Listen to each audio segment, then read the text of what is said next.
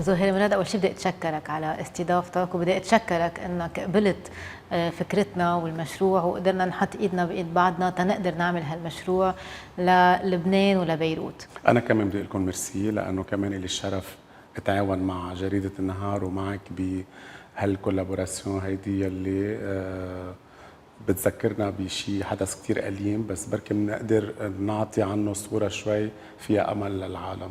إن شاء الله. قبل ما نبلش بالمشروع ونحكي عن المشروع، ب4 آب الساعة 6 زهير مراد وين كنت؟ كنت طالع من المبنى من هون، كان لي شي 10 دقايق رايح على البيت، وسمعت الانفجار قبل ما اوصل على البيت بشوي. ما عرفت اول شيء شو صار، بعدين بلشت العالم تحكي انه في انفجار على البور هون. يعني ما عدت اعرف شو بدي اعمل صراحه، يعني كانت لحظه كثير بشعه. ما عرفت شو بدك تعمل، بس بهاللحظة قلت عن مين بدك تسأل؟ دغري تذكرت الاكيب او التيم يلي بيشتغلوا معي بالبنايه، نحن تقريبا فوق ال 200 شخص. ما كنت عارف قد ايه منهم ظهروا وقد ايه منهم بعدهم، حدا صار له شيء، الكونسيرج، الموظفين، انه الشركه، لانه احنا بتعرفي مش كلنا بنشتغل على الدوام، في ناس بتتسهر، في ناس بتطول، كل واحد حسب ما يخلص شغله. فما كنت عارف كيف بدي ارجع لحتى اطمن، وبنفس الوقت على المبنى انه كمان انه شو صار فيه، انه لاي درجه الضرر، العالم شو صار فيها. وهله كانت مثل الكل. بدك ترجع تشوف المبنى وتشوف الاشخاص قبل ما تشوف المبنى، لانه أكيد. مثل ما بيقول الارواح اهم من الحجر. بس هاللحظات اللي واحد عم بيرجع يشوف بيروت كلها مدمره، كل البنايات مدمره، الدم على الطرقات. يعني بعتذر عم بوصف مشهد كتير بشع، بس هيدي الحقيقه اللي عشناها. الازاز بالارض مثل السكاكين. شو هالشعور يلي انتابك؟ شو حسيت؟ اما فيني خبرك الشعور اللي عشته وقت وصلت تقريبا على منطقه النهر وكانوا مسكرين الطرقات. اضطريت انزل مشي واجي من مار مخيل او من برج حمود تقريبا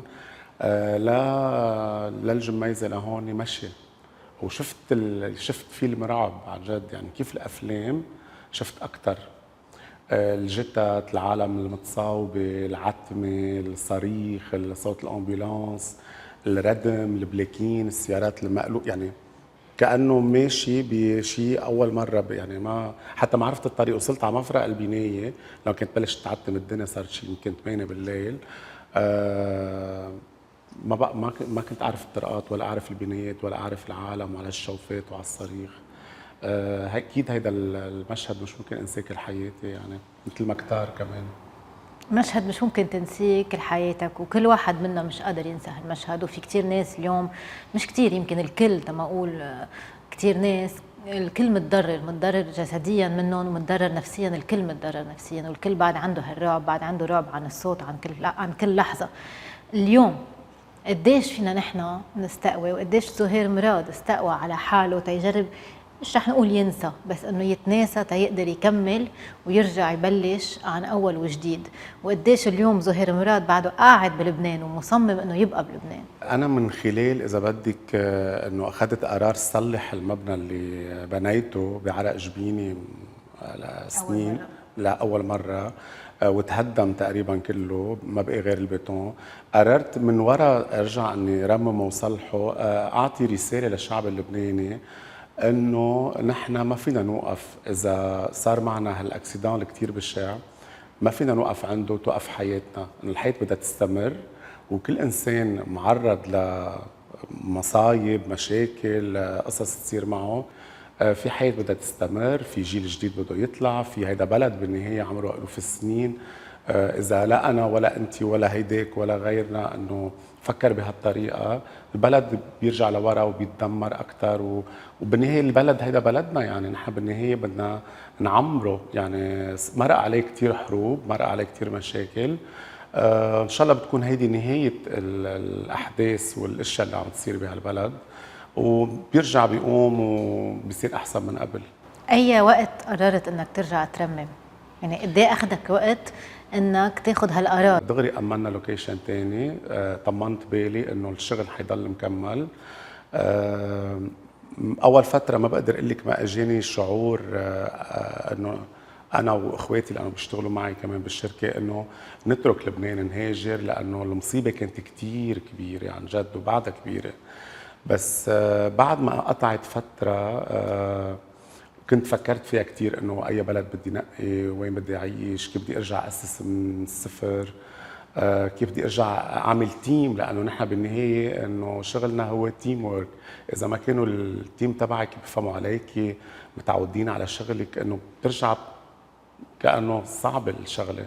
فرجعنا اخذنا قرار انه لا، لبنان مش اول مره بيصير في هيك، قطع بكتير ظروف اصعب.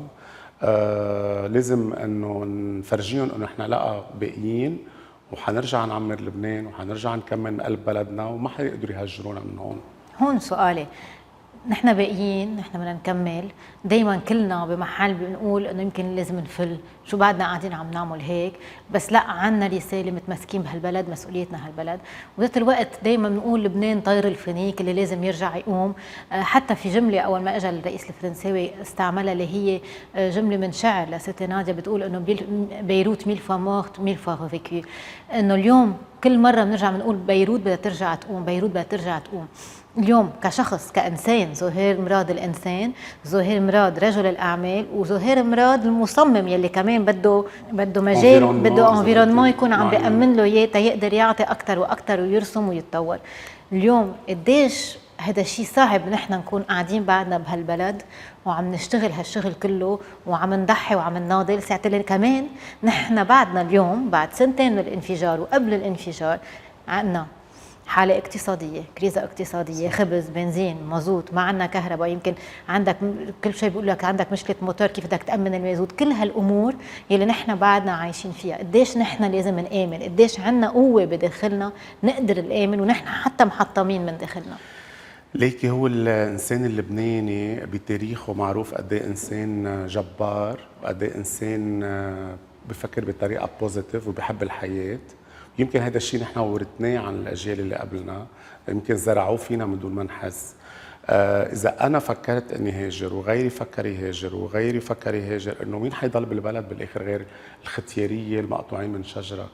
ما هلا عم نشوف الشباب كلهم، يعني الصبايا والشباب عم يتخرجوا من الجامعات، عم يقعدوا سنين بلا الشغل، عم يضطروا يرجعوا يهاجروا او يشتغلوا بمبالغ زهيده برات لبنان لانه مجبورين، او تلاميذ اذا اهلهم شوي مرتاحين على وضعهم بيخلون يقدروا يتخصصوا برا. بس بنهايه المطاف اذا نحن عم نخسر الشباب وعم نخسر هذا الجيل اللي طالع، طيب مين حيبقى بلبنان؟ ما نحن عم نكبر والجيل الشاب عم يعيش برا ويتعود على الحياه برا، يعني ما بقى عم يكون عندهم في اذا بدك حب الوطن او التمسك بلبنان. فمشان هيك انه لازم مثل ما انا هلا فكرت، لازم غيري كثير يفكر، وبعتقد في كثير عملوا هيك، انه جربوا مع كل الازمه البشعه اللي عم نعيشها، اللي كانت نفسيه او اقتصاديه او مثل ما قلتي الوضع العام بلبنان من كل النواحي، كثير كثير كثير شيء بيزعل نحن عم نعيشه. مثل كأنه في تشالنج كل يوم عنا من على الصبح، انه انا اليوم عندي تحدي كيف بدي كمل هالنهار واشتغل وانتج وطلع مصاري، لانه انا عندي مسؤوليات بالنهايه، في عندي موظفين فاتحين بيوت مثلي مثل كتار، في عنا حياة بدها تستمر. يعني صرنا كل موظف بهالبلد أو كل إنسان مسؤول عن حاله، يعني الدولة ما كأنه لها وجود. صح. حتى الكهرباء صرتي بدك تأمنيها، المي بدك تأمني، مزبوط. كل شيء، يعني ما في أدنى إذا بدك متطلبات الحياة ما عم بتساعد الدولة فيها. يعني ما حدا بيقدر يفهمنا وقت بنروح لبرا ومنخبر هذا الشيء اللي عم نمرق فيه، ما حدا بيقدر يستوعب نحن عم كيف نحن، يعني تخيلي ما في كهرباء، يعني ما بعتقد انه هيدا ما في كهرباء ما في مي، انه اكثر من هيك ما بقى في. بقى ان شاء الله انا انسان نوعا ما متفائل بحياتي، بضل حاطط الشيء المنيح اللي حيصير وبشتغل على هذا الهدف. كن صريح معي، زهير مراد يلي من هو وعمره صغير مسك القلم، كان يمسك القلم ويرسم، يمكن قبل غير فساتين وبعدين فساتين، واليوم وبعدين الإبرة اللي عم تمسكها وصلت للعالمية. بتلاقي انه لو كنت قاعد ببلد غير لبنان كان عطاك اكثر؟ اكيد، ايه بعتقد، مش اكيد 100%، لانه صراحه انا وزملائي اذا بدك المصممين الازياء، عم بحكي عن المجال تبعنا، اكيد بمجالات تانية لبناني نجح بكل شيء، بس بمجال الازياء نحن في كتير بلدان بالعالم ما كنت سامعه بلبنان. في كتير عالم ما كانوا يعرفوا لبنان، يعني مفكريننا نحن يمكن بعدنا بالصحراء والجمل والخيمة وما بعرف شو. بالعكس نحن أنا برأيي الموضة هي إذا بدك بتعطي انطباع حضارة البلد، أو قد إيه هيدا البلد متمدن ومثقف فلبنان من خلال الأزياء اللي أنا قدمتها واللي لبستها أهمها نجمات هوليوود والعالم، والكلاينتس تبعي اللي من جميع انحاء العالم، هن كانوا مسج يمكن اندايركتلي انه بس يقولوا اللبنانيز ديزاينر، ما بيقولوا مثلا زهير مراد، لا زهير مراد اللبنانيز ديزاينر. هذا الشيء كثير بيشرفني وافتخر فيه، انه من هالبلد الصغير بالشرق الاوسط يلي ما كثير هالقد معروف، انه قدرت من خلال هالفن او هالمهنه يلي انا بمارسها انه اقدر اوصل للعالم وباعطي هالقد صوره حضاريه عن لبنان. بعد سنتين رجعنا عم نفوت على البنايه اللي عندك وعم نشوف الورشه، يعني بعدها بنشوف حدا من هون عم بيفوت وحدا عم بيظهر. اول لحظه رجعت فتت على البنايه من بعد ما ترممت، شو حسيت؟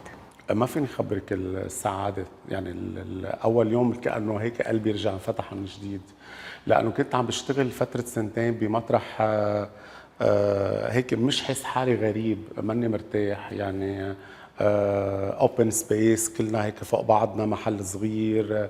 انا بحب انه اذا بدك الانتوراج اللي عم بشتغل فيه يكون مريحني نفسيا، يعني بحب اشتغل بمحل رايق نظيف مرتب، كل مين حتى التيم تبعي يكونوا مرتاحين، كل مين بمحله، لانه بالنهايه لما يكون الواحد مرتاح بيقدر يعطي اكثر. فنحن كلنا مبسوطين، بتخيل كمان سعادتهم للاشخاص اللي بيشتغلوا معي اكثر مني كمان. الكل مبسوط، بس هالشباك يلي على كل البنايه كل ما مش واحد يطلع وبيقول عم نرجع نتذكر وعم نعيش هذا البوست تروماتيك سيندروم وعم نعيش هذا الرعب.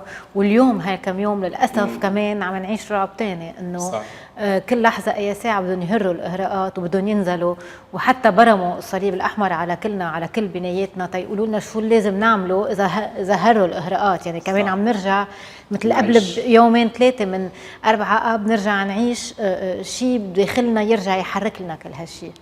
بعدك انت عم تتاثر، بعدك مزعوج من جوا. يعني انا صراحه انت كل يوم وكل لحظه بهالمكتب او بهالمبنى، لانه مساقب الشباك دغري بيطل على البور، المنظر يعني بضل يذكرك انه بالانفجار، بالضحايا، بالشيء اللي صار، بالحادثه، يعني ما بتقدري تنسي. فيا ريت عن جد اذا بيصير شيء بيقدروا بيحولوه يمكن لمنطقه بيعملوها جاردان بيبليك، بيعملوها داون تاون، يعني بيظبطوها باسرع وقت، لانه حتى العالم تنسى.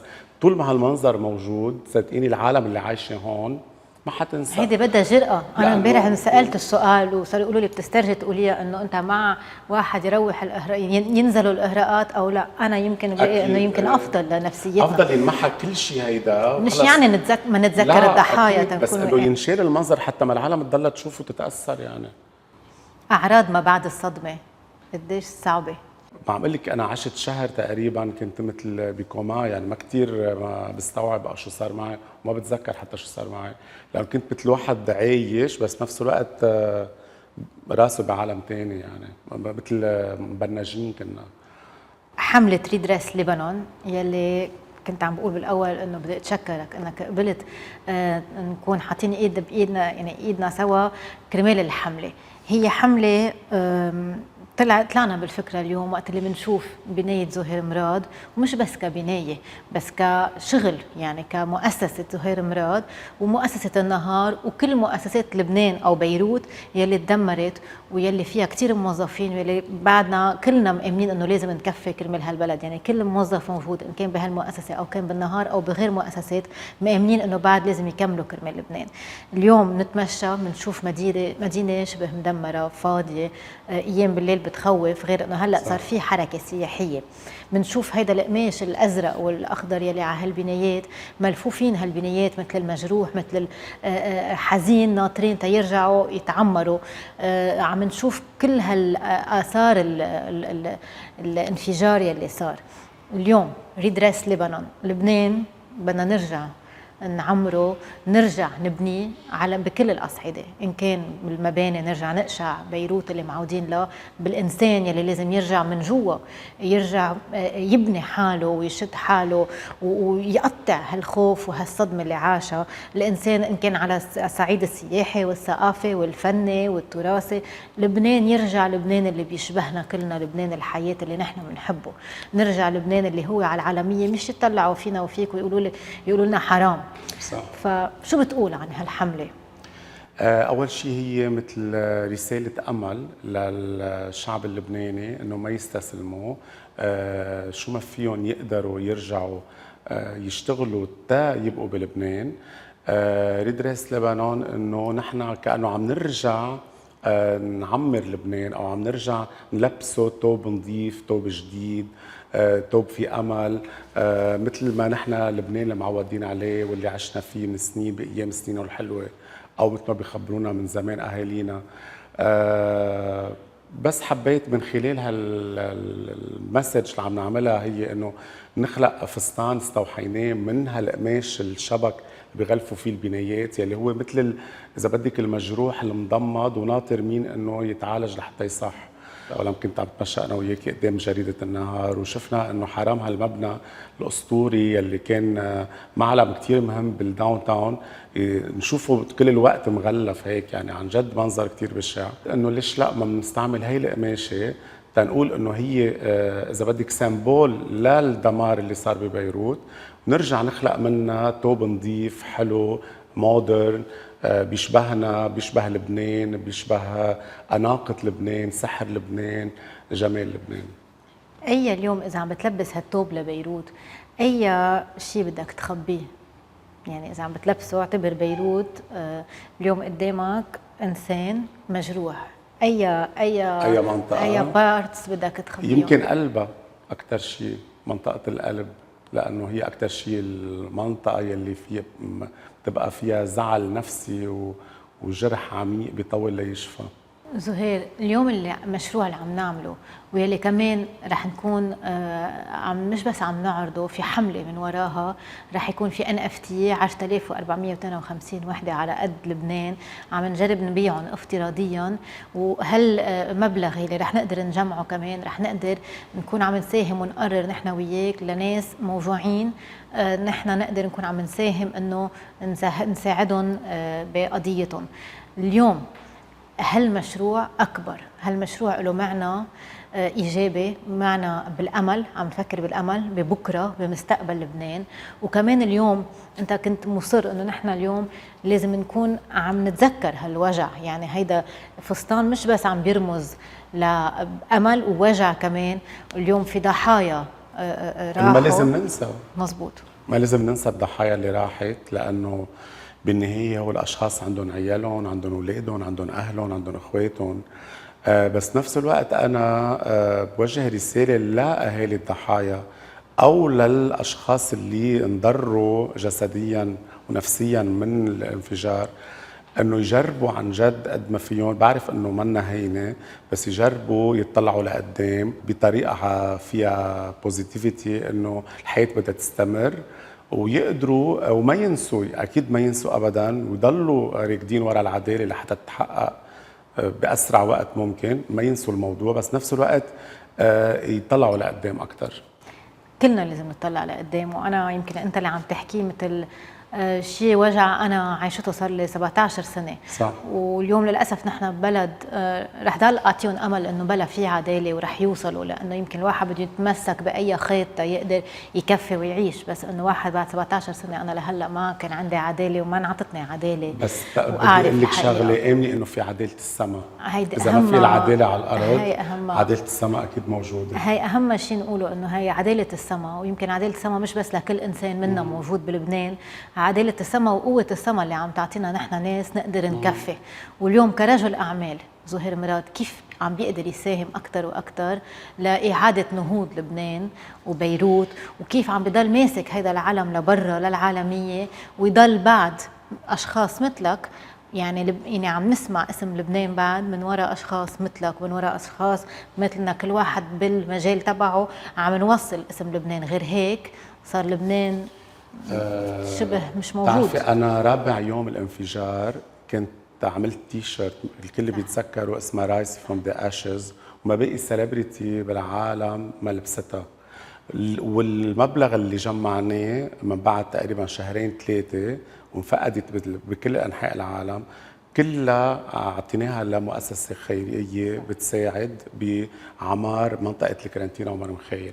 يعني انا من اكثر الاشخاص اللي وين في عندي فرصه بقدر ساعد او عن جد ساهم اذا بدك بشيء معين من خلال مهنتي، اقدر فيد الشعب اللبناني واقدر فيد لبنان، ما بقصر ابدا. وين عندنا فرصه، وين في اوكشن بنقدم فساتين، وين في شيء بنقدر نساعد، يعني قد ما بنقدر. بتعرفي الوضع نحن بظرف كتير صعب، مصرياتنا كلها راحت بالبنوك، تعب 20 25 سنه راح. رجعنا قعدنا بالاجار، البنايه تهدمت اللي بنشتغل فيها، رجعنا كانه عم بلش من الصفر، يعني صرنا عم نركض بايدينا وباجرينا تنرجع نطلع القرش لنرجع نعمر المبنى، ولما اقدر اقطع الموظفين اللي عندي اللي فاتحين بيوتهم كمان. ويعني الوضع كتير صعب. ما بعرف قد ايه الحكام تبع البلد قد ايه شايفين هذا الوضع منطقي ولوجيك وتركين العالم هيك. شيء كتير بزعل. قادر اليوم بعد تقنع شي شخصية عالمية تلبس شيء كرمال لبنان أو لقضية للبنان؟ يعني بعد عندهم هيدا الشعور والأحاسيس للبنان؟ أنا كتير كتير كتير تفاجأت وانبسطت كتير وتأثرت إذا بدك بالتعاطف اللي حصلت عليه من وراء النجمات بهوليوود وبالعالم كله، يعني مش بس بأمريكا. كلهم تهافتوا بس عرفوا انه في قضيه انسانيه، وسمعوا بالانفجار اللي صار انه ثاني او ثالث اكبر انفجار بالعالم، والمأساة اللي صارت ببيروت. ولانه انا على علاقه وطيده معهم، مجرد ما عن جد بعد ما عم كمل جملتي عن التيشيرت كانوا ثاني يوم صح. لابسينها وحاطين البوستات، وبلشت العالم تتهاتف وتشتريها لحتى هالمصريات نقدر نجمعهم باسرع وقت. بعتقد كل شيء فيه مساعدات إنسانية أو هيدا أكيد ما بيقصروا الفنانات. اليوم معنا هالحملة ريدريس لبنان، معنا هالفستان، كيف رح تجسده؟ هو عمل إنساني فني في من وراه رسالة أمل لكل أهالي ضحايا الانفجار ولكل الأشخاص اللي تضرروا نفسيا وجسديا من خلال الانفجار، تنوصل لهم رسالة أمل. مثل ما قلت الفستان استعملناه من قماشة كتير بشعة بتذكرنا بالانفجار، جربنا نطلع من هالوجع هيدا فرح أو أمل، أو على أمل أنه نوصل للعدالة بأقرب وقت ممكن. يا رب إن شاء الله.